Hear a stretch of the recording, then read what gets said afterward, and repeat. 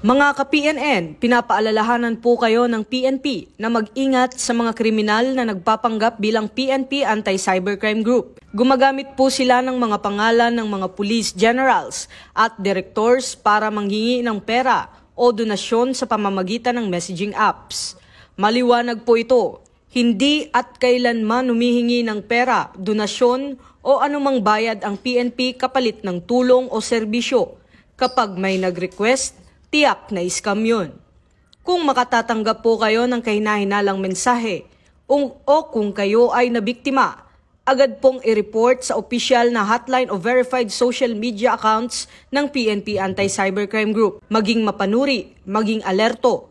Mula po ito sa inyong PNP, serbisyong tapat para sa mamamayan.